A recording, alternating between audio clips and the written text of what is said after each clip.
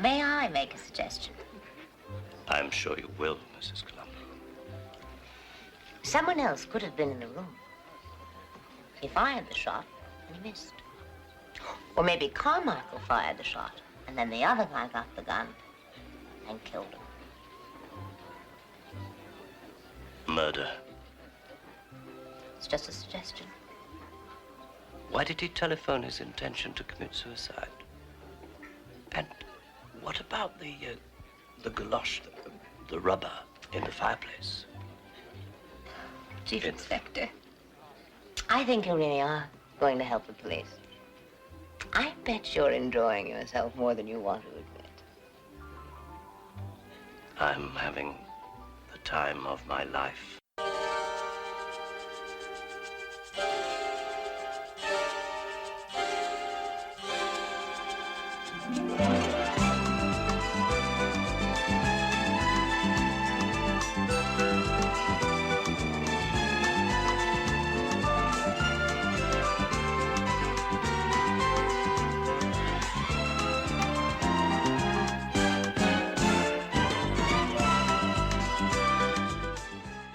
Greetings once again, Mrs. Columbo fans. This is Sean.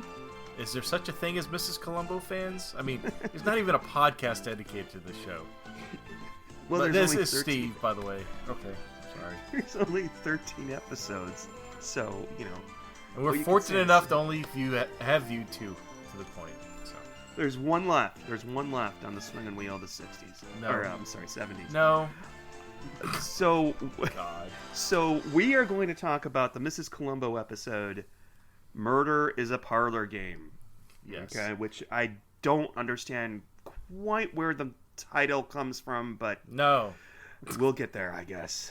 And from IMDb, this is the second episode of the series. Yes. Yeah. What was the Yes. first one titled? I guess I could look that up. I don't know. It's a one word, I think. It's with Robert Culp. That's not helpful at all. It's Word Games. Word Games. Okay, maybe that's 2 words. Sounds like something you would like. Yeah, it does have Robert Culp. I'll be damned. I don't think he plays the killer, though. I Oh. think that he plays the guy who hires a killer to kill his wife, and then the killer ends up killing him as well, and there's a mix-up with, you know, that stupid thing that she uses to talk to her daughter in bed, that high-tech gadget that, you know... Yes. So there's a lot of things that we're going to go over that I think would be normal for a viewer. It totally makes sense, but for somebody who's not very familiar, it's very weird. But I want to start off by saying, so when your little gag with your wiggin' wheel of whatever broke last episode, My little gag. It broke. yeah, and it picked this game, Murder is a Parlor Game.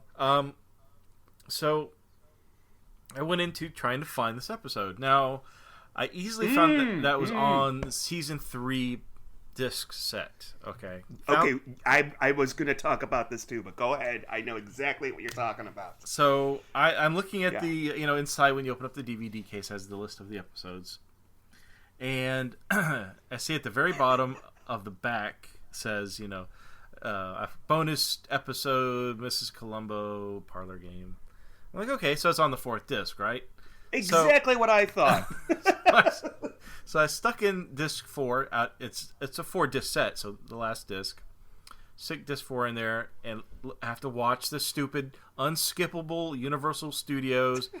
I watched a little bit of the Magnum P.I., Murder, She Wrote, whatever. Okay, finally get to the menus. Coach. It was Coach. Was it Coach? Okay. There was one for Coach as well. Maybe that was another one, but anyway, yeah. So I go finally get to the menu system. No Mrs. Columbo. No bonus. No anything. It's just scene index, play all, and options. Those are the only 3 things. I'm like, okay. So I pop out disc 4. I open up the back of my DVD set again. I'm looking at it, saying, well, maybe it says somewhere like a little asterisk, on disc so and so. No. Oh. And so then I'm thinking, okay, maybe it's on a disc where it's only got one episode. That would be a hint of which disc it's on. No, they all have 2 episodes. And I'm thinking, okay, now I can either start with 3 and then go to 2 and 1, or just start with 1, 2, or 3. And I'm like, odds are it's going to be disc 1, right? Yeah, that's exactly what I thought. It's exactly what I did. Yes. So I pop in disc 1, watch the Universal Studios unskippable intro, waited, finally got through the menus, went to menu options, same thing, no bonus material. Okay, so I'm going to go with disc 2. Same thing, nothing. Pop in the last disc. It's got to be on that one. Otherwise, I'm calling you and complaining. I'm not going to call Universal Pictures. I'm going to call you. The last disc, Sean. The odds of that being I could have gone 4, 3, 2, 1, and that's what I should have done. But it was the very last disc. I must have wasted 10 minutes looking for that. I swear to God, I was going to say the same thing. I wrote it down.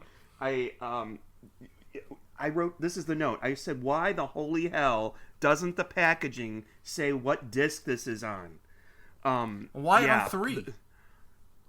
I mean, it has just as many episodes as 4. Maybe, I don't know if the runtime's different, but... The runtime, okay, it's on the disc with Publisher Perish and Mind Over Mayhem. And I was starting to doubt it, too. Like, maybe it's not on this, but we had just done Mind Over Mayhem. And I remember seeing it. I remember seeing the option for it because there's a picture of, Donald Pleasence signing her book. Yeah, thank you. Fuck you, Universal. That's 10 minutes of our lives we'll never get back. No. 10 minutes of my life. I just wanted to get that out of my system before we start. 10 minutes out of my life, I could have been at a creepy self-defense course in a high school gymnasium. Yes. So, okay. All right. A second episode of Mrs. Columbo. It's excited. I loved Any Old Port. Great episode. One of my favorites. And so Donald Pleasence, he seems to be a great actor. I'm not really that familiar with him, but I loved him in that Columbo episode. So it's got to be good, right? Got to be good. Right. Oh, yeah. And it started out well. I'm like, oh, it's like he's this English guy. Well, okay, wait. Not so fast, Tex. Hold on a second here. So we see Donald Pleasence. I guess we should call him by his character's name, Ian or I.M. Morley. Yes. Is that right? I.A. Morley. Ian A. Morley. Ian, A. Morley. So he is, I guess he's a prolific author. He writes about murder mysteries, I guess, real life murder mysteries. He is he works at the local. What do you call those? Just like a gymnasium, I guess, right? But he's a self-defense lawyer. He's a Shakespearean self-defense instructor. He is okay. So he's older than any of the women in this class. He's a former policeman, yes, but with the Scotland Yard. Yeah, did they maybe? Is this like one of those classes like you can go to the community college and like, Officer, Jane Smith, she's got the flu, so let's send Ian Morley instead. Because it turns out he's like, it's a 2-hour class, by the way, because you see the placard outside. Yeah, and he's got to be drunk. He's got to be drunk. The character, not Donald Pleasence. I mean, he may have been, but Ian is drunk. Don't you think he has to be? I didn't think of that. I just thought he was insane, and I thought, oh great, another insane Mrs. Columbo murderer. But he's yelling at them, he's picking things up and throwing them. He's flirting with them. He's grabbing. He's like handsy with them. Man! It's a group of women. I should say it's self-defense, but it's for women only apparently. And so he's flirting. He's on his top game. I mean, it's so cringy. It's really, really awkward to watch. He uses an umbrella to grab a woman. Yeah, I mean, it was... Yes. He grabs Mrs. Columbo and says, "I'm a robber. I'm grabbing you. What are you going to do?" And one of the things he has is a pen it's not really a pen, but it's actually mace spray. And he sprays it, and they all go, "Ooh, pew! It smells." That comes up later. Yes. Have you ever smelled pepper spray or mace? I want to say yes, but I can't think of it. It's bad. It's bad. You cough. It's bad. Smell like toots? No. It doesn't smell bad. It burns your throat and your eyes, and it makes you cough. And somebody in high school one time had some and just sprayed it as a joke in the hallway. Yeah. And it literally cleared the hallway. I mean, you can't. If that's sprayed in your face, like, you're gonna be out for an hour. You're gonna have to, like, go to a doctor or something. But I don't know. Anyway, yeah. So I think he's got a little pent up sexual tension there. I mean, obviously his wife's his old nanny, so he's surrounded by young women. He gets a little excited. My favorite is when he picks up her purse and whips it around like it's a cat of nine tails. Like, dude. So yeah, that's just crazy. And is Mrs. Columbo, is she Felix the cat now? Or does her purse is like the bag of goodies where it's just everything in there? Felix the cat. Yeah, Felix the cat had a bag. Never mind. But okay. It occurred to me that Mrs. Columbo's bag is just like her husband's. Well, shit. No, we're not going down that road. It's just like Columbo's brown paper bag. Okay. It always has the clues and everything she needs in there. It just has everything. It's almost like Mrs. Poppins, Mary Poppins. Her bag. So. But yeah. All right. So this craziness is just the first in a number of bad decisions. It's Ian in the first Morley 5 is going minutes to make this. of a 45-minute episode. But it's fun to talk about, Steve. We're going to have so much fun talking about this. We're going to have more fun talking about this than we did with the puppet one. Oh. I'm just going to say this right now. The level of quality, the quality between Columbo and Mrs. Columbo, figuring that they do have one of the same. Richard Allen Simmons is the producer, and it stuns me. It stuns me how they couldn't get anybody that wrote for Columbo to write for this. Because anyway, I should leave that for the end. But let's talk about the murder. Yes, he's got a date. Yeah, so he's going to the Country Club Marriott, I think. I don't know. The transfer was a little blurry. The Country Club Manor. Country Club. Oh, it was Manor. Okay, I thought it was Manor. And apparently it's raining, so he has on his umbrella and his galoshes. Galoshes. Yes. I'm sorry, rubbers. So he meets this guy who we find out is Carmine, but actually Sanders, but really Carmine. I mean, we go back. Carmichael. Oh, Carmichael. Okay. Thank you. Yes. No, this actor. I think I wrote his name down. You played with Carmichael. Yeah. Do you watch? You're a Star Wars fan, right? Mm-hmm. Did you watch the Star Wars Clone Wars series, the cartoon? I mean, it's supposed to be really good. Yeah, I'm familiar with it, but I didn't really. No, I really didn't watch all of it. Oh, okay. Well, he played the Emperor or Senator Palpatine. Oh, really? He was the voice of Senator Palpatine. Yeah, that's the second person on Columbo or Mrs. Columbo that has played the Emperor, because the guy who played Joe Devlin, he was the Emperor in The Empire Strikes Back, or he did the voice of the Emperor. Huh? Interesting. Yeah. I didn't know that. It's just fun facts. Fun facts. That is fun. Yeah. Got any more fun facts in your bag of tricks? In your Mrs. Donald Columbo bag? No, Donald Pleasence played Dr. Loomis in Halloween. That's not a fun fact. That's like everybody fucking knows that. That's his most famous movie. This is not his most famous movie, although he does a fine job. Yeah. But everything that he's about to do and what we talk about next in the next scene is not his fault. No. So yeah, one of the stories in this book. I was going to write the name of the book down, but I never got to it. 7 who escaped the headsman. Oh, okay. 7 who escaped the So headsman. one of them has to deal with a death of a prostitute, I guess. Her name was Lila, or Lilia, something like that. Lily something. Lily. Yeah. Great. I have wonderful notes. So it has to deal with unexplained murder. I guess the killer supposedly drowned or something like that. But as a matter of fact, the guy who was thought to be drowned was actually in disguise, waiting for Ian at this country club with a fake beard.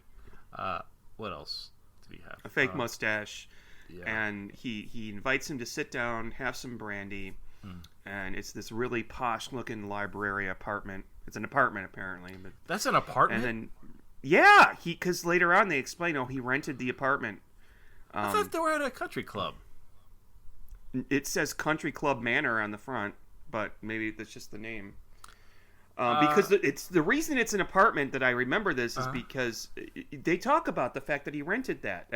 But the thing is that both Ian and Mrs. Columbo apparently are able to go in and out of this apartment whenever they feel like it.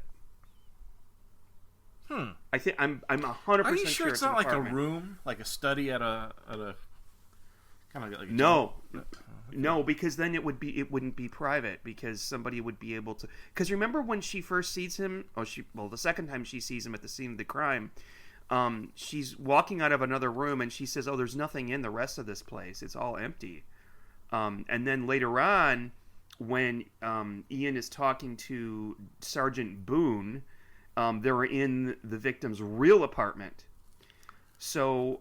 Oh, that was okay. I did not get that at all. Yeah. Oh, wow. And, okay. And so Carmichael, just for meeting up with, I guess he had murder plans of his own. He's going to dress up in a disguise, and 3 minutes after I meet him, he's going to take the disguise off. What's the point of the disguise? I don't know. And then he's going to shoot Ian. So Ian would recognize him, assuming. I guess, yeah. And then he goes to shoot him, and Ian sprays mace in his face, which... Right, yeah. He pulls a gun on... Yeah, pulls a gun on Ian, saying, I know it was you. You ruined my life. I'm going to basically get you back. And so he pulls a gun out of his jacket pocket, and so Ian, I guess, trying to bide for time, pulls out his little fake pin, which is the mace, and sprays the guy in the face. He shoots the gun, or the gun goes off and hits the wall. Mm-hmm. And then there's a struggle. During the struggle, though, Ian is able to shoot Carmichael. I don't know where. I can't seem to recall where the blow was. Was it in his chest? I don't know. I don't think it really ever was really said. But yeah. So now. Yeah, that's right. If he must have shot him in his chest or his stomach. Okay. Stupid. Okay. All right. And then, so he's dead. Right. Now, Steve, let's pretend this is you. What would you do? I would call the cops and say this guy. Now his story's dead. You could say whatever. It doesn't have to be that. They would never have known that that would have traced him back in it to being the killer of this girl from 15 years ago or whatever. I think that's why he didn't call the police, because Ian is the guy who killed the prostitute. Right, yeah, he is. Maybe, but they wouldn't have known that, because Carmichael's dead. Yeah, that's true. That's true. That's what I would have done. So this guy invited me in, and for some reason he wanted to kill me. That's exactly. That's what I would have done. But no, he must be crazy because I wrote this book about him, and yeah. So anyway, so Ian decides he's going to clean up the crime scene. So what does he do? He puts he moves the pictures. This is where it goes completely batshit. Okay, keep going. I'm sorry. Well, I mean, right off the bat, when he moves the big picture, or he switches places with the big picture with the little one, and you see that the coloring is different behind the pictures. You know right away that's going to be a big clue for Mrs. Columbo. I did not notice that actually at first. So he wants to cover up the bullet hole in the wall because if it's suicide, why would there be a bullet hole in the wall? Right. So he moves the little picture next to the bullet hole away and puts a bigger picture in its place. A bigger picture on the other side of the room when there's a perfectly good big picture right next to where that picture is. Right. Okay. Yeah. I don't. Okay, that's not the stupid part. That's not the stupid. We're not quite at the stupid part. Okay. Yeah. So now he does call the cops to, I don't know, fake a suicide. He acts like he's Carmichael, saying, what does he say? You said it earlier before we started recording. I don't want to live. I don't want to die. And then he fires the gun into the fireplace. Right. Okay. Presumably no one ever checks the fireplace for anything. Then he takes the papers that Carmichael tore from the book, the chapter about his murder, as you do, you tear pages out of a book. He puts that in the fire. And then I literally said out loud, what the fuck? Because he takes his galoshes off. Yes. Sorry, his rubbers. He puts one underneath the couch, and then he puts the other one in the fire. And I actually rewound it to see what the hell did he just do? I thought he was taking his shoes off because he wanted to sneak off and not make any That noise. would make some sense. I had no idea either. I didn't know where that was going. It's explained later on, and then he does something again that I was like, what the fuck? He takes the fake beard and puts it on Carmichael's face. Yeah, okay. Why do that? Yeah. Yeah. There's also a fake mustache, but he doesn't bother with the fake mustache. All right? Now, and then he leaves. And after he leaves, he suddenly realizes that he's missing his mace pen, his special mace Windu pen. It's very much like Etude in Black. Windu. What? Isn't that Samuel L. Jackson? And, yes. What's with you in Star Wars tonight? I'm just in a Star Wars kind of mood. I don't know. Right. All right. Yes. So, are you familiar with the TV show called Give Me a Break with Nell Carter? Yes, I know who you're talking about. This is the same character. It's got to be. So there's a Sergeant Boone, who's the father on Give Me a Break, which he was like a police chief or something. I don't in that show, but I guess he played a cop so well in Mrs. Columbo they gave him his own series. Well, I think this may have been before Mrs. Columbo or before Give Me a Break. I don't know. No, I think this is before Give Me a Break, because Give Me a Break was the 80s. This was surely in the 70s, right? But he died. I looked him up. He died in 1985. Wow. So, yeah, the guy. People that age in that time, they didn't live long. They were eating a lot of steak, prime rib, and drinking a lot of scotch. Yeah. So basically, we may not even live to the end of this podcast. So I like to imagine that when Sergeant Boone was going home, he was going back to his maid, Nell Carter, and his daughters, and what was that other cop that? Oh, okay. I'm sorry. I'm sorry to interrupt. Give Me a Break was on from 1981 to 1987, and I have a vague recollection that he died on the show. Am I right in thinking that? I wasn't like a huge fan of that. I mean, I was aware of it. Really? Yeah, I never really watched it. Where I grew up, it was on every day reruns, and I remember there was when they Give Me a Break, and I don't remember. Oh, it had a great theme song, absolutely. Yeah, and there's a scene during the opening where she's vacuuming, and she actually puts the vacuum tube in the fish tank, and it's like sucking up all the water. And as a kid, I always wanted to see that episode, and never saw. Never happened. Never saw. Yeah. No, I don't think it was really in an episode. Yeah, how many kids do you think attempted to do that after seeing? How many ruined vacuum cleaners did that show cause? And how many fish were killed because of Give Me a Break? She's dead too, isn't she? Yeah, she died a while ago, right? I don't know. You don't really care, do you? Not really, no. Nell Carter, yeah, okay. She passed away in 2003, and she's only 54 years old. Oh wow. Yeah. Huh. Jesus. Okay, so yeah, right. Let's get back to this wonderful episode of Mrs. Columbo. So, I think the listeners enjoy our little bunny trails.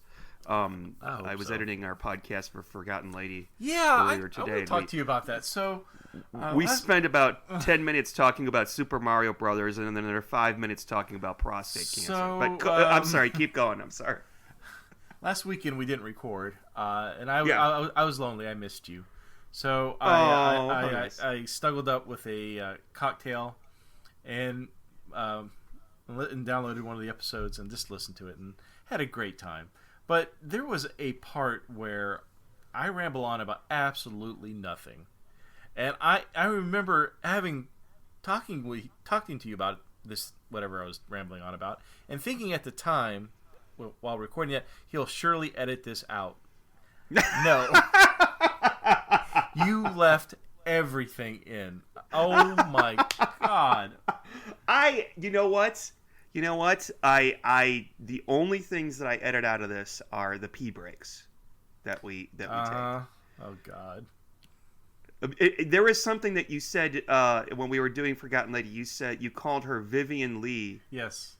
Instead of Janet Lee. Janet Lee, right. And you're like, oh, take that out. And I'm going to be like Ed Wood and be like, no, it's perfectly natural. I'm leaving it in. It's perfectly natural. You left it in, huh? I left it in. I put my hand up to put the cursor over that part, but yeah. Folks enjoy this. They just enjoy this witty banter about nothing. I hate you. What was the episode that you listened to, by the way? I don't know. I was drunk. Oh, Jesus. Did you like how I begin each episode? Okay, never mind. No, I gave us 1 star on iTunes. You fucker! No, you didn't. But by the way, we currently have exactly 50 reviews on iTunes. Wow. Okay, or the podcast app, if you will. We have an average of 4.5 out of 5 stars. However, the last person that gave us a written review gave us a 1-star review, and it says too much profanity, it ruins a good thing. Okay, so when people look at it, that's the review that they see because it's the most recent. Yeah. So I have to implore people, if somebody could just write, if you're going to want to write a nice review, just doesn't have to be a chapter, just a couple sentences will do, so we can bump that review out. Saying to people, I already wrote my fake review like last year, so I can't do it. Nice.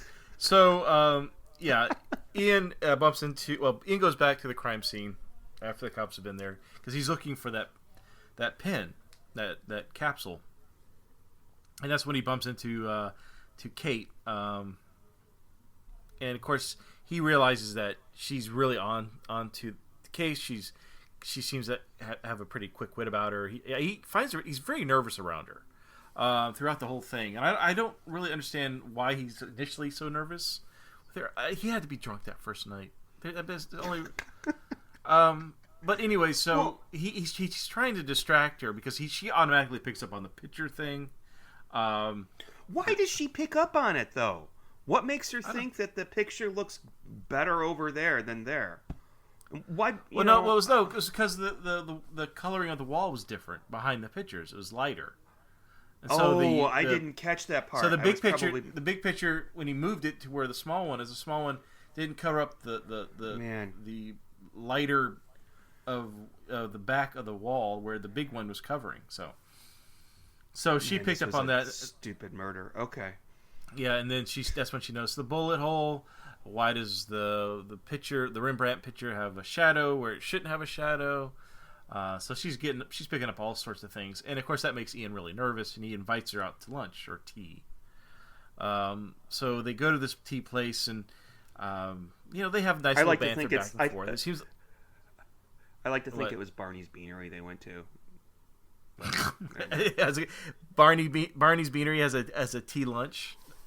Or whatever, a British tea room. Yeah, it's sure. Do you have any of those places? You've got one of those in Dallas, right? We have a few tea houses, yeah. Okay, yeah. Okay, I'm just wondering. Yeah. We have one here in Austin. So Ian's already nervous of Kate, and he's trying to throw her off by saying, "Oh, suicide had to have been." I think that's when they bring up why did he burn a shoe. And we go back and forth with the proper words. Like instead of galoshes, it was rubbers, and instead of Carmichael, it's Sanders. This whole back and forth, which I didn't really quite get. I don't know if that was padding in the script. I don't know. I was not bored at any time during this. I don't think Really? this was padded. No. I think the only moment I was bored was when her daughter Jenny inadvertently tells her why the galoshes were burned. Well, yeah. So Jenny's not going to bed like any old kid. They want to stay up late and eat candy or drink Coke or whatever. Watch Johnny Carson. I don't know. Hey, they have this little like walkie-talkie cassette recorder thing going. Never seen anything like that before. So Kate's working on a story about a 95-year-old woman who drinks sauerkraut juice. Uh-huh. I mean, because that's what she does. Yeah. And it's a free paper. And you know what? There's only supposed to be 200 or 300 words in the article, and it's just and so she. Sorry. Go ahead. No. So she's trying to get Jenny to go to bed, and they have this game. It's called Yes, No, or Maybe. And so I guess one of them comes up with a story, and then you can only ask yes or no questions to solve it. And so that's when they come across the galoshes. It was the cover up a smell. That is an actual game, by the way, that they sold in the 90s. And I can't remember what the name was, but they would give you a crime scene. And it was like you were Columbo. Like they'd say, okay, he's the murderer, but this is what they found in his apartment. How did he do it? And then the person who's the card reader will answer questions about yes or no questions. And it was I can't remember what that was called. I want to say Mastermind, but somebody tweet that at me, Columbo Confab, or email us at columboconfab@gmail.com. Yeah, maybe it was Mind Trap, but okay, sorry. But I got a question for you. There was one part where Jenny says something about, it's like that time when Walter burned the beach ball. Who the hell is Walter? Is it like her imaginary friend? Who are we talking about? This is know. The second episode. I noticed that too. It's like when Walter burned the beach ball. I want to believe it was an imaginary friend that tells her to kill people, just randomly. Say, Jenny, kill him. Okay, Walter. Jenny, burn the beach ball. Okay, Walter. Yeah, that's my theory. Yeah, and even if it isn't, he's like a poltergeist that is possessing poor Jenny. And making her do really bad things. And Walter, even if he's not an imaginary friend, he's a real person. How does one burn a beach ball? How does that happen? I don't know. I mean, so whenever something bad happens, she blames Walter. Like, when Kate says, "Who carved their initials into the wood on the side of the house?" Oh, that was Walter. I mean, I kind of want to know who Walter is, but I really like my idea. I like my theory better. It's just evil. Or it's like the little boy in Shining. Yes. Tony's the little boy that lives in Red Rum. Red Rum. Like Mrs. Torrance said. Yeah. That's who Walter is. Yeah. So, I can't remember how they get to the theater. But, no, we're skipping the scene. We're skipping something? Okay. Something. Yeah, so... See, you're enjoying talking about this. Look at that. Okay. So, Kate then goes to Ian's home where we meet his old baggy wife. Really way too old. I would think Ian was a lot younger. That's mean. No, I don't... That's mean. I liked her, and I liked the fact that she was in this because you never get to see the murderer's partner or their wife, because they're never usually, unless they're part of like the motive, or they don't really take a part in the story. But here we get to find out, and it's actually very cute. He's out front picking roses, and then he comes in and gives her a little smooch and gives her a rose. I'm like, well, that's very nice. That's sweet. And then she tells him, "Oh, Mrs. Columbo is here, and she's sitting right there." And he goes, "Oh, damn." and then he had to cover. Oh, it was a thorn in the my thumb here. And Mrs. Morley is a very pleasant woman. And did you notice something unusual in this scene that may be a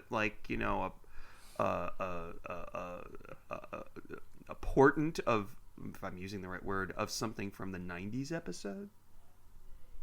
No clue. What?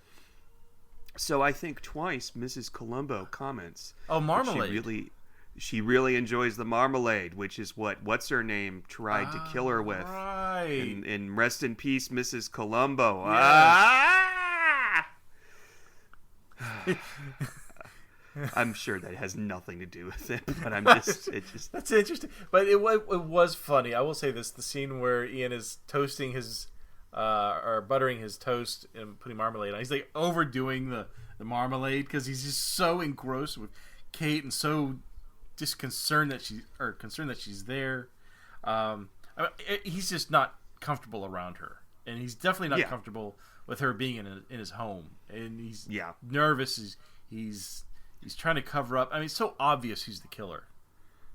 I mean, even if he didn't even know he was even at the crime scene, it's so obvious that he's responsible. He's just too nervous. Yeah, but he is really nervous. But I think that Donald Pleasence plays it off well. I mean, it could have been really slapsticky and he's all nervous, like he's all twiddling his fingers, like, oh, I don't know what to do, or he's doing Paul Lynde or something like that. So Kate goes to work. And she gets she talks to the editor or whatever. And when you say work, I think you should say work in air quotes. Work. Yeah. I don't know how much she's getting paid for this free newspaper, but they make it look like it's the New York Times in that office, but it's just like no, not really. No. Yeah, it's a free newspaper.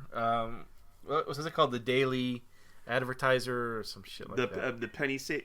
For those of you that it reminds. Yeah, the Connors, which is the Roseanne show without Roseanne. It's the new type of place that Darlene works for, and it's just her and one other guy, and they publish those newspapers that just have the mugshots of all the people that were arrested recently. That's what it should be like, just two desks in an office, in a grungy office. But no, it makes it look like it's a fucking Washington Post. Right, but the character's name is Josh Alden, I think. Keep pouring. Josh Alden, and I like how he kind of, I hate to say this, but he's mansplaining to Kate about what to do. Okay. I don't know. Okay, yeah. Well, no, he doesn't tell her what to do.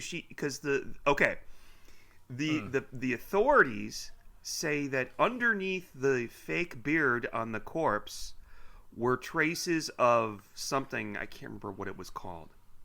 Now, I'm going to have to laugh at that because we learn later on that Ian put the fake beard back on the body because it would cover up any traces of the tear gas that he sprayed at him or the mace that he sprayed at him.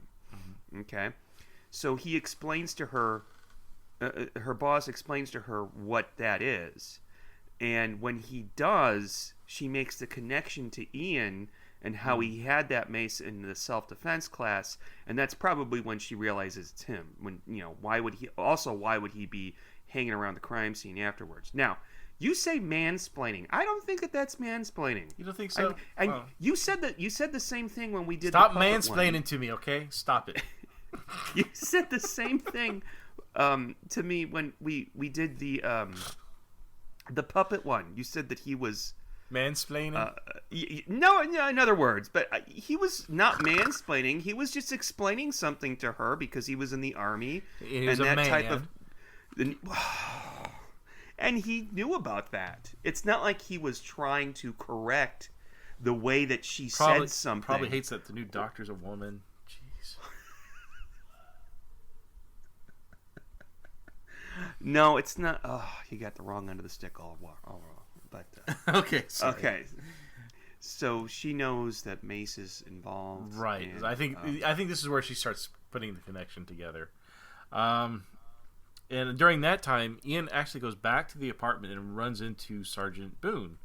And I think it's interesting. He's able to kind of sum up Boone pretty quick and start his back to his old kind of jovial self. I think because he knows he can get away with it with Boone. Like he knows he's easily fooled. Unlike Kate. Kate's not somebody he can fool. So Sergeant Boone is basically Columbo, except not smart. Which is But and they're looking around for books, and actually he is smart because Adrian says, "I did that on purpose." Ian says, "Well, I'm looking for a book." He said that he had my book. What's it called? 7 Who Escaped the Horsemen. Not the Horsemen. God damn it. The Headsman. And I was just curious to see if he had a copy. And the sergeant says, well, he called you and told you he wanted to talk about the book, so he must have had a copy. And then they share an awkward laugh, which is just, it's just a weird scene. Can we talk about the part in the theater? Yes, really so quick? next scene, finally go to the theater, I guess. He finds out that Carmichael worked at the theater, which is a new thing. I don't know. So he and his wife go to see a show, and I don't know what the hell kind of a show is. I guess it's like a vaudeville variety show. Mm-hmm. For those of you who are into Doctor Who, I was reminded of the opening of Planet of the Spiders. And there's this magician, and I looked up who played the magician because I thought he's English, and I thought that it was Tommy Cooper. And do you know who Tommy Cooper is? Nope. But you do know. You do, Blanche. You do know who Tommy Cooper is. Tommy Cooper was the English magician comedian who died on stage of a heart attack. Oh my God! I remember. I was thinking about him though. You and I were having a discussion about a guy who had a heart attack on stage, and everybody was clapping because they thought it was part of the act. We watched, I think, a YouTube video of it. Yeah. Of him dying. Yeah. I didn't know that guy was this, but when I saw that guy on stage during this episode, I immediately thought to that. How interesting. I did too, and I actually had to look it up to see who he was. It's not that guy. It's some guy named Joe Baker. Oh, I thought you said it was. Yeah, I would have sworn it was him too, but I think that Tommy Cooper was a lot taller and a lot skinnier. But for those of you who are interested, Tommy Cooper was a magician comedian from England, and he was on a televised BBC special, and in the middle of his act, he just dropped dead of a heart attack. I don't think he died on stage, but he died later on. He collapsed. He was taken to the hospital, and then he died. And it's quite kind of a controversy. Wasn't he suffering on stage? But people thought it was part of the act, like he was doing. They did. There were people that were laughing and clapping because he collapsed. And it's on YouTube, folks, if you feel like, if you're feeling kind of morbid. I mean, we're not talking about really, gory stuff, but it's a little disturbing. But and then I thought he was Jim Broadbent for a minute, the actor Jim Broadbent, who you know who I'm talking about? No, I don't know that name. He'd make a good Columbo murderer. He's an English actor. He played. You ever see Moulin Rouge? Yes. He played the Zid Ziegler, the proprietor. Oh, yes. Yes. You know that he's been in he's been in a lot of movies. Yeah. Fucking tons of stuff. Hot Fuzz. Oh, we'll see. They'll get their just desserts. Yeah, he was in Cloud Atlas. He was in. What else was he? He was in the Curse of the Fatal Death. That's right. He was. Yes, he was. Yeah. Speaking of notable deaths, by the way, we don't normally do this, but Albert Finney died, the other day. Yes. Were you a big fan of Albert Finney? I like this stuff. One movie I like of his that I really enjoyed, Big Fish. You ever see Big Fish? A long time ago, Tim Burton film. Yeah, that was a good movie. Anyways, so back to Mrs. I would recommend. Of course, I'm going to take this and go with it. I would recommend Murder on the Orient Express with him as Poirot. Oh, really?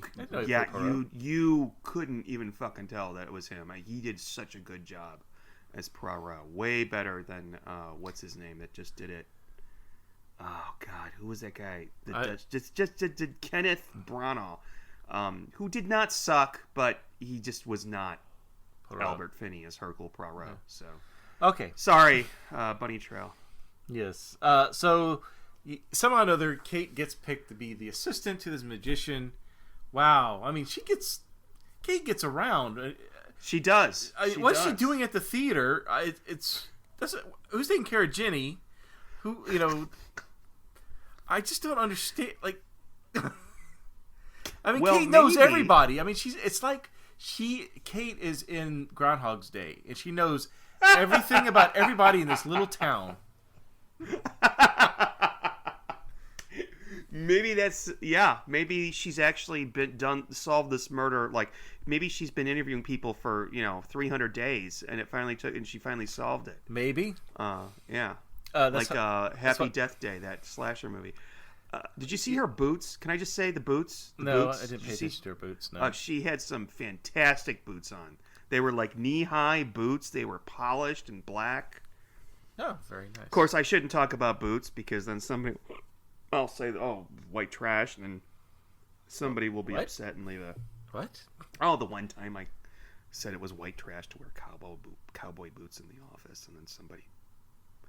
I wear cowboy boots in the office. I know, it's what you were saying, and then I said that, and then somebody got upset and wrote an iTunes review of it. When you bring up politics and call people white trash, I'm out. But you were calling me white trash, I guess. You son of a bitch. Which I don't think you're white trash. You are not white trash. I have relatives. Well, thank you, Sean. That's awfully nice of you. What the hell? I don't know. That's not white trash. That's like Plantation. That's like that's like a Leonardo DiCaprio in Django Unchained. You ever see that? Nope. It's a fucking fantastic movie. Okay, so Kate ruins the trick for this poor magician, not musician. He could have been a musician. Whatever. I think that was done on purpose. I think he was fucking up on purpose. He was more of a comedian than a magician. Got it. Yeah. So so Ian takes his wife out to the theater. Of course, what he's really wanting to do is to kind of look around Carmichael's locker, see if he can find the book.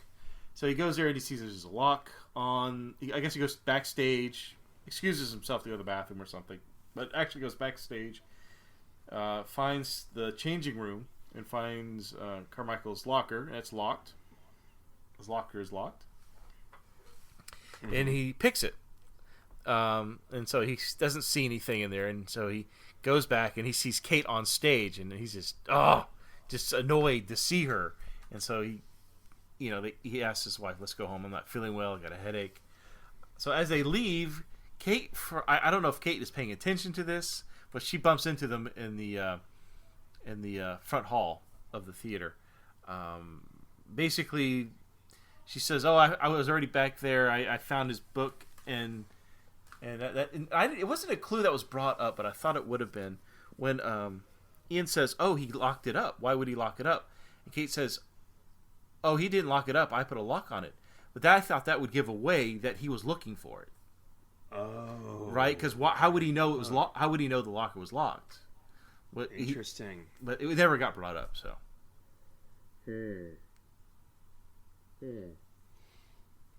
So she has the book, and she finds out. She shows him that in the table of contents on the chapter about Lily, whatever her name is, that our victim Carmichael or Sanders or whatever his name is, he wrote, "I am the murderer." Okay. Which I was like, what? That's not right. That's not right at all. Mm-hmm. Now I love clues. Steve, have I ever told you that I love clues? No, I didn't know that about you. Well, I love clues, and I was flummoxed by that. And and also the chapter that in regards to the murder is ripped out because that's what Carmichael ripped out and presented it to Ian at the very beginning. Yeah, who fucking does that? That's ridiculous. I mean, he didn't even hit anyway. So. I can't remember how this ends. Well, I remember how it ends. Well, Kate invites them over for dim sum that she's gonna. Oh make. yeah, oh yeah. She, It's I really mean, cool. she forms on the theater. I mean, if we go off of even the intro of the episode, I mean, she cleans house. She does tap dancing with kids. What else does she do? I mean, she does everything. Oh, I got a question for you. So she's cleaning up after we assume is Columbo, after her husband Frank supposedly. Are you gonna have this? You think she's having an affair with some other man? And I hadn't thought of that, but she throws his cigar into the sink basin of the kitchen sink. Mm-hmm. Why? Because there's a garbage disposal in there. But would you put a cigar in a garbage disposal? If you can chew something up with your teeth, I would put it in the garbage disposal, whether or not it was food. Huh. I have actually put cigarette butts in a garbage disposal before. It's not going to harm the garbage. Nobody's going to eat The filters that. will expand and get stuck. Whatever. Whatever. It's I'm just sorry. like putting, let's say if you were going to put a stalk of asparagus in there. It's the same thing. Which we have an issue at our house where we have a cat that likes to stick his hand down the garbage disposal and try to get what's in there, which is extreme. And there's no threat of it turning on, but it's just one of the other stupid cats. thing. I can see one of the other cats saying, "I'm going to get you now, Shada." You know, poor Shada will be on little stumps. Sorry. Shot is the name of another cat, folks. Okay, so dim sum. So she makes dim sum too. So she's like a, I would say Renaissance man, but that wouldn't really make sense. She's a Renaissance woman. But she makes 5 different types of dim sum and puts that on a plate. That's a lot of fucking work. And she's got the little Chinese bowls with the rice and chopsticks and everything. Maybe Jenny helped her. I don't know. Did you ever have dim sum, by the way? No. Oh, it's good. Oh, it's really good. What you do is you go to a Chinese restaurant, usually at brunch time on a Saturday or Sunday, and there's a bunch of folks, the waiters, they push around these carts, and they're like, "What would you like?" Oh, and they yeah, lift up the I've lids, done- and I've you done want these those. dumplings. Yeah. Oh, it's good, but you can spend a lot of money doing that because it's like, oh, it's like $5 here, $4 there, and then you get your bill, and it's like $80 for 2 people, and it was like, fuck, we ate too much and too much money, but it's good. It's really good, and us living in Texas, we have not yet touched the tip of the iceberg with dim sum. You got to go to probably China or California to have dim sum. But you and I, we never go to California. Well, it was actually for Mr. Columbo, but she just gave that food away. That's horrible. And he does like dim sum. There is a Columbo episode where he. Oh, was it the one where the chef that serves? Yes. What was that puffer fish? What's that called? Yes, the fugu. Fugu. Yes. Murder Under Glass. Yes. Murder Under Glass. Yes. I'm sorry. You better just take charge of this because the wine's really kicking in right now. Okay. So Ian goes back to the apartment looking for that capsule. Still cannot find it. And that's the one thing I guess he feels like that will place him there. So he's got to find that thing. So as he's searching around under the carpet, under the table, Kate surprises him again, and again he's just not comfortable around her at all. So that's when Kate brings out her purse or the paper bag that Columbo would have. She brought some shoes with her. I can't remember why. Do you remember why she had galoshes in there? I don't remember. No, because she was going to talk about the fact that he put the galoshes in the fire to cover up the smell of the pepper spray. Yeah, maybe. But then she goes off on about the picture being moved again, and how the shadow from the Rembrandt didn't make any sense because there's a shadow, there's conflicting shadows on the face, and turns out the one shadow is being caused by the cartridge fell out of Ian's jacket when he moved the painting and went into the light, blocking some of the lights so that it would produce a shadow. And that's obviously she puts it 2 and 2 together, and that's it. And I thought for sure, absolutely for sure, when that all came out, that he was going to kill her. Why didn't Ian kill her? Well, he says to her, "Don't you feel, like afraid being here with me alone?" And I think she says something like, "No, not really. I mean, you've committed 2 murders." And he said something along the lines, yes, 3 would be painting the lily. He didn't have a minute in it to kill her. I don't think so. Although the murder of the prostitute in England was made, I don't know why he did that. He did not seem like the type of guy to. I mean, people who murder prostitutes are usually serial killers, But he says, "Have you talked to Sergeant Boone about this?" And she says, "No, not yet." And he says, "Could you let me have some time with my wife before you talk to the sergeant?" And she says, "Okay." He was skipping town. Oh, he had to. He got on a flight back to London or wherever and just got the hell out of Dodge. Don't you think? I don't know. I think that he was really tired and he really just, the game was up, You think he was tired of running, so to speak? Yeah, I think that, like many Columbo murderers, when the gotcha clue was revealed, they're just sort of, you know what, I give up. It's okay. And you know what? There's good ones. There's good, after the gotcha clue was revealed, there's good reactions and bad reactions. My personal favorite is I can't remember that, Trish Van Devere in Make Me a Perfect Murderer, where she says, "Okay, I'll fight this. I may not even win." She just is so professional and cold. But he's very sweet, and they end it very sweetly with Mrs. Columbo and Ian Murley. And that's it. That's it. The end. 45 minutes, and that's it. All right. So we're going to review this. But first, a word from our sponsors.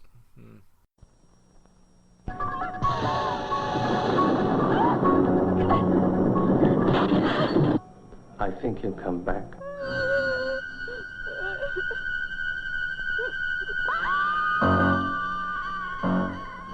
Halloween, the night he came home. Rated R. And we're back. Okay. Who did it last time? Who did it first last time? I can't remember. Oh, first of all, I'm going to try to guess what number you picked. Yeah. You're going to say out of 95. No. Yeah. It's not from the old woman. No. That drinks sauerkraut every day. The last couple episodes, I haven't been trying to catch it. It's going to be out of 7. Because the number, no. I think maybe it was 95, and you just picked something. No, weird. honestly, Okay. it was. Honestly, it wasn't. It was a number that was thrown out at the very beginning of the episode when Ian says that Scotland Yard gave him 101 101 ways of power, or 101 powers of arrest. What did he say?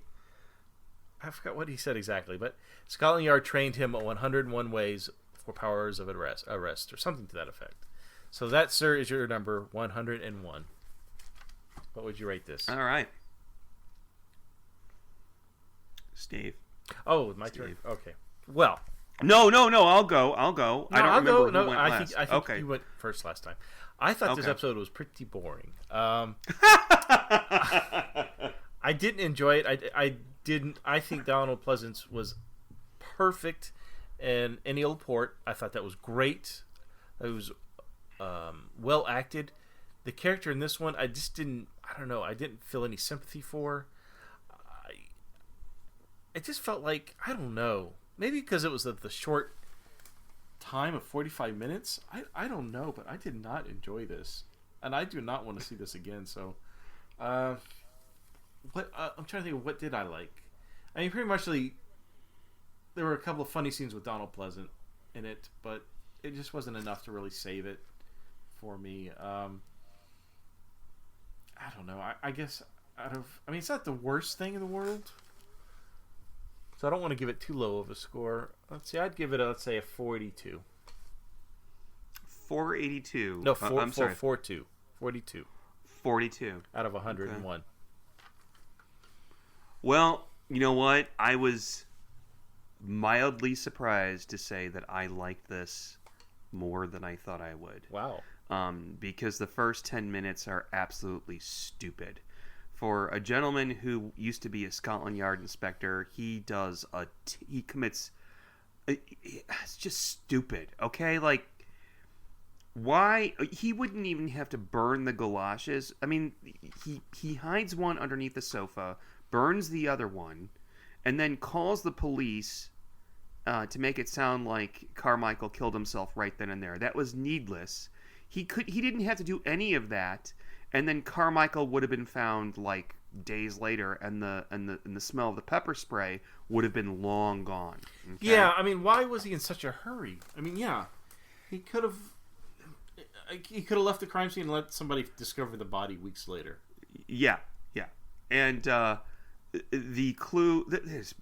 I do like the clue at the end that his mace pen was inside the light, which caused the shadow. Yeah, of the see painting. that it just seems so, I don't know, Contrived. Contrived. Yeah. What are the odds, honestly?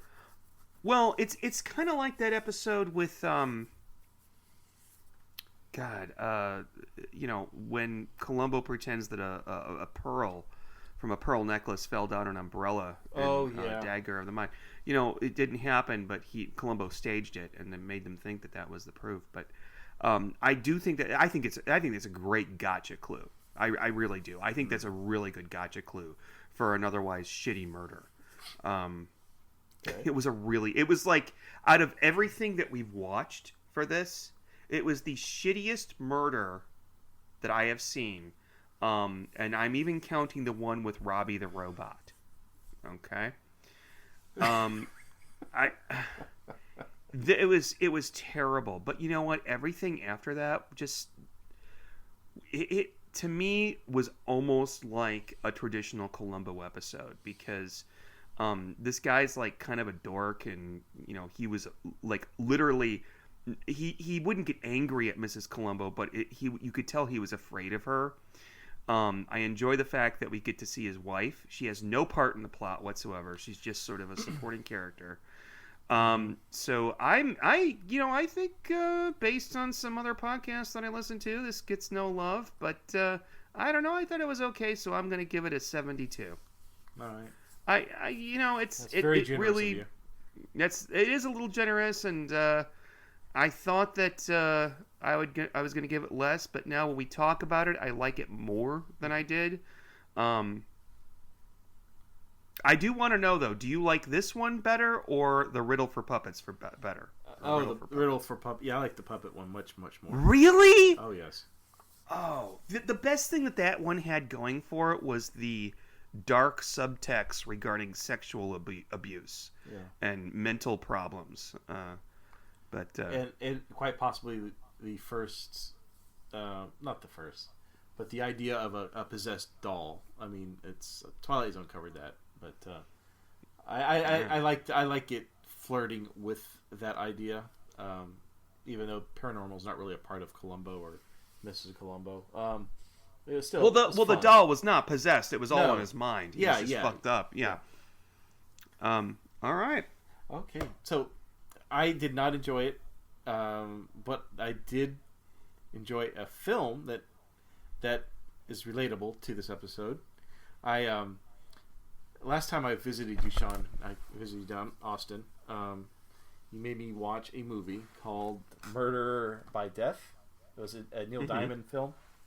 I made you watch. Yes. No, it's Neil Simon, not Neil Diamond. Neil Diamond is somebody completely different. You're right. Oh, right, because Neil Diamond, he's a musician. Anyways, sorry, you can edit that out, which I know you won't. No, I won't. I'm giving you permission to. But anyway, so I was on Amazon, and there was a Blu-ray version that was released. Yes. Shout Factory. So I bought it, and it came in on Friday, and I watched it again and really enjoyed it. Really, really fun movie. Though I still think I still think the ending sucks, but it's a fun movie. I would say everything but the ending is perfect. Does it have the deleted scenes on it? No, I couldn't find any deleted scenes. There's an interview with Neil Simon. There's trailers. What else? Yeah. That's on the DVD. Yeah, it's very bare bones for the Blu-ray, Okay. but the transfer is really good. It's a really good clean copy. Very good. Truman Capote is great in that. I always find him so funny. The performance by I'm looking at the back of the box now. Is there? No, it just has audio commentary. Really? By who? With film historian Lee Gammon. Lee Gaiman? Like the Gambin, Gambin. I don't know who that is. I don't know who that is. But anyways, Peter Sellers in a very, I would say by today's standards is very racial, very offensive. Racist. Yeah, very offensive interpretation of Jackie Chan. Charlie Chan. Oh, you can edit it out. Okay, I know you're not. But anyways, But this is the thing, is that for the most part, Charlie Chan, when they had his movies, he was always played by a white guy in yellowface, okay? Mm-hmm. And so the fact that they had Peter Sellers playing him was sort of an in-joke in and of itself. Besides, he's great. He's great in the movie. I don't know anybody who's not good in the movie. Maybe James Cromwell, but that's not his fault. He's got like 5 lines. No, he was fine. Or the Japanese kid that's... Peter Sellers' son. The only 2 people that are still alive that are in the movie, actually. Well, it's interesting. Oh no, Maggie Smith. Maggie Smith is in it. I think she's hilarious. Which one? Who was Maggie Smith? Which one? Maggie Smith was David Niven's wife. Oh yeah. I know. I hope he knows how to stop that thing. Tacky. So I watched it with my wife, and she started looking at stuff up online. I don't know if you knew this, but Neil Simon was really excited to get Alec Guinness to be in the movie. Like, I guess he really wanted him. Yeah. And so basically, whatever Alec wanted, he would do. Neil would change the script for him or whatever. But apparently, Alec Guinness was fine with everything. He was just a really easygoing guy. But Peter Sellers, I guess, was a bit of a jerk on set and would call Neil Simon impersonating Alec Guinness, asking for changes to the script. Yeah, there was an HBO or Showtime movie about Peter Sellers where he was played by Jeffrey Rush. Mm-hmm. I don't remember the name of it, but I saw bits and pieces of it. It was kind of he really after a while hated being Inspector Clouseau. Like, he was sick and tired of people identifying him as Inspector Clouseau. So then he started making movies like Being There. And, of course, he died relatively young, as they did back then, as I said earlier. But for those of you who don't know what Murder by Death is, it is basically like the movie Clue, but from the 70s. And it has an all-star cast, like truly an all-star cast. And did you know there is an actor who was in both Clue and Murder by Death? It would be Eileen Brennan as Mrs. Peacock, and I don't remember her name. Yeah, Sam Spade's mistress slash. How did he put it? By the way, Peter secretary. By the way, Peter Falk is in this, so yes, that's how I ended up watching it with Sean that one day. He's not my favorite in it, although for some people he is their favorite. But it's good. It's a great movie. Elsa Lancaster, I think maybe is how you pronounce it. Who played Bride of Frankenstein? James Coco, David Niven. I should just stop talking about it. According to Google Podcast or Apple Podcast Analytics, people tune out of this podcast at about 80% of the way in. So I think this might be it. Okay. This might be it. Yeah. So they get pissed off after us coming up with a contrived number to review and say screw this shit and turn it off. Oops, I cussed. Oops, all right, so before Steve spins the swing wheel of the 70s, we have 2 pieces of feedback to read. Oh, nice. Yeah. One is from a guy named Steve. I like him. Who sent me some... Excuse me. He sent me something on Facebook. He sent me a message on Facebook back when this podcast had a Facebook page. excuse me, which I deleted after a while because, oh my God, excuse me. See, I'm not going to cut that out, Steve. See? It's normal to have the hiccups. All right. So he sent a message, and I go into these messages, and you have to, when people send messages to the Facebook page, it's like a different level of message, and it's these machines, they baffle me, as Columbo says. Anyway, he says, "Hi guys, I just wanted to let you know, you'll like this. No, you won't like this, Steve, but anyway. Hi guys, just wanted to let you know I've been finally started listening to the Columbo Confab. You know how it is sometimes you know how it is. Sometimes worth podcasts. You binge some, save others for later. It's like slipping into a warm bath. Obviously, you guys have honed your podcasting style over the years, and when you add Columbo into the mix, it's just lovely. And I agree with everything. Unlike Doctor Who, Steve does not have terrible opinions about Columbo." Oh God! Oh my God! What did I do now? I don't know. I don't remember anything you ever said about Doctor Who. By the way, for those of you who listen to the TARDIS Tavern or are still listening to the TARDIS Tavern, you have until March 1st to download any episodes that you want to listen to, because after that, they're gone. So, Really? Oh. yeah. So we got another one. It's from a gentleman named Giuseppe. Giuseppe, which he's Italian. He mentions this, and it's the most Italian name. I'm going to refrain from using an offensive Italian accent. He says, "Dear Steve and Sean, my name is Beppe, and I am an Italian transplanted in Australia." Wow. So he's one of the 12 people that listen to us in Australia. We've gotten other emails from Australians. "I grew up with our Columbo in Italian, with all O's. Every Wednesday night, religiously, me and my sister would have the best time of our life. Even today at family gatherings, we would quiz with Columbo trivia. What nerds." That's fun. He typed that. Anyway, it's a pleasure to listen to your podcast. Really a genuine pleasure.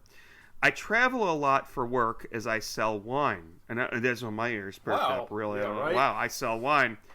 Not for the Marino brothers, although I would love to work for Adrian Corsini.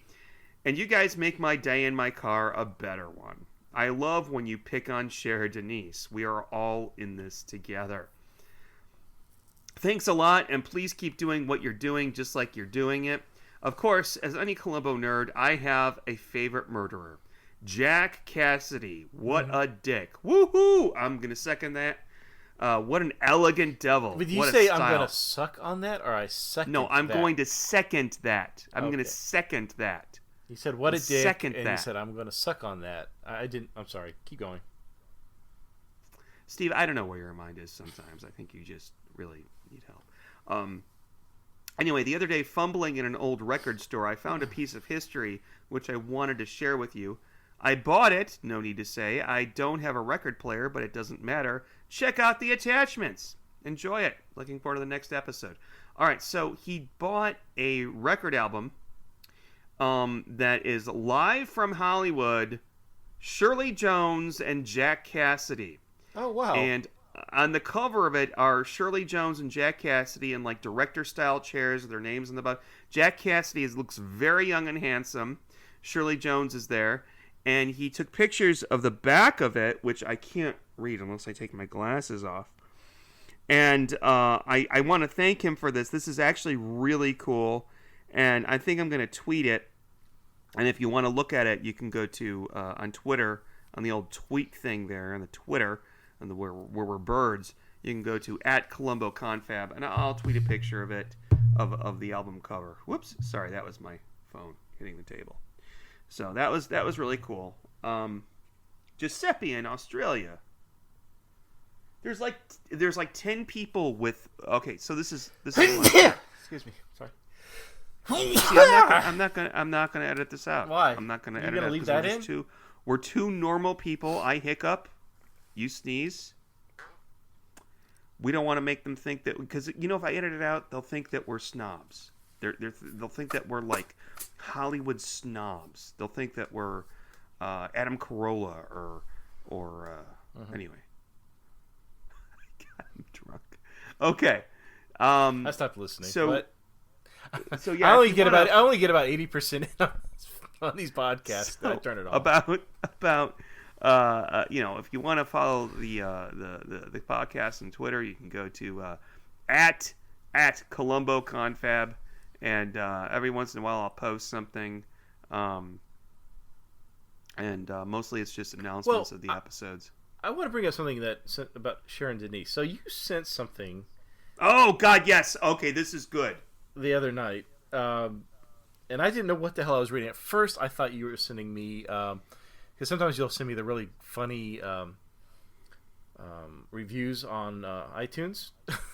So I thought, where was this going? It was talking about abuse, like family abuse, mental abuse, and I'm like, oh my God, this is leading up to like a really horrible review on iTunes. I can't wait till it gets to the point. No, it wasn't at all. It was, as I come to find out, it's one of Peter Falk's adopted daughters. Yeah. So Catherine. So can you go into what's going on here? I mean, all right.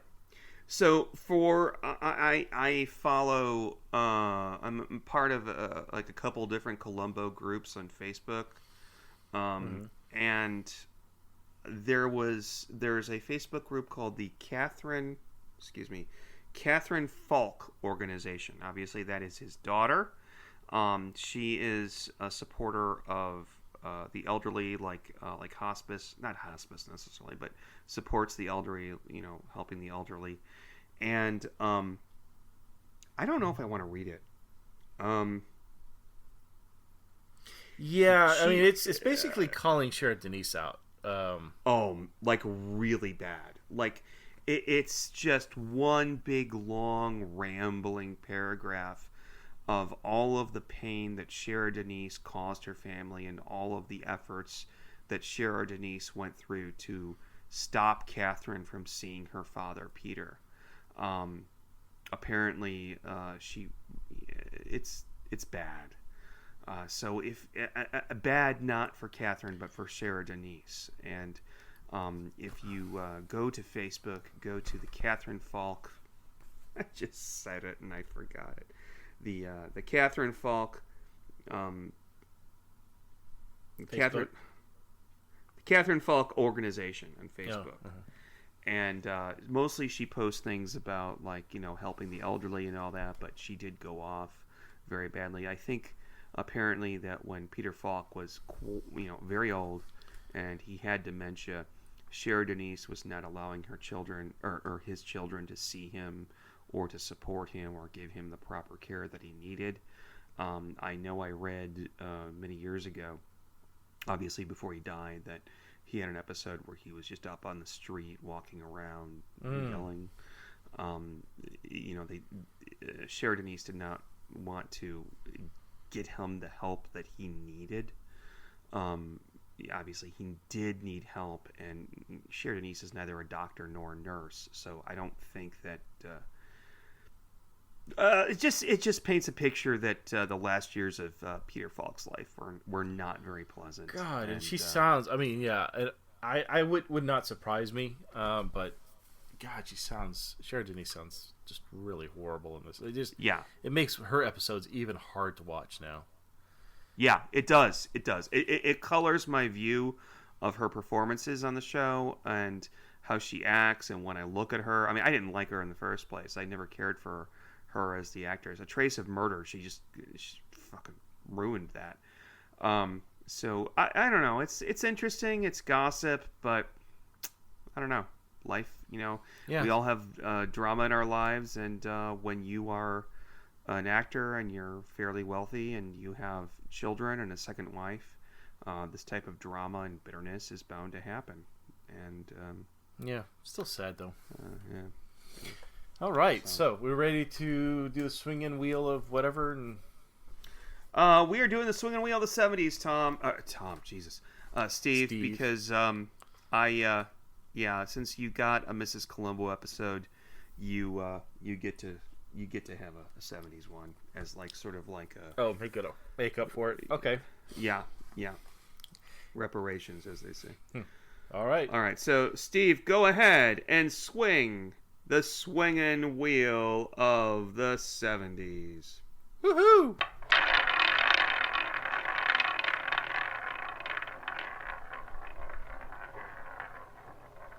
All right, we're going to be watching Double Shock. Double Shock. Starring Martin Landau as twins. Oh, yes. Okay. Another one that you've seen. You went behind my back and watched. So, Seem to recall it all being right. decent. I'm not going to say. It's been a long time since I saw this. It's another one with another housekeeper who yells at Columbo. Okay. All right. So Double Shock it is. That'll be fun. And after Double Shock, Steve, I just want to let you know. Mm-hmm. There's only one more night. There's only one more 90s episode to do. Got it. I can't wait. I think the 90s one's one I haven't seen. So. All right, Sean. Until next time. Until next time, ladies and gentlemen, enjoy your week and listen to us talk about Double Shock. And I'm going to go pass out now. Bye, everybody!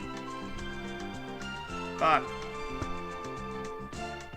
You didn't say bye, Steve. Oh, bye, Steve.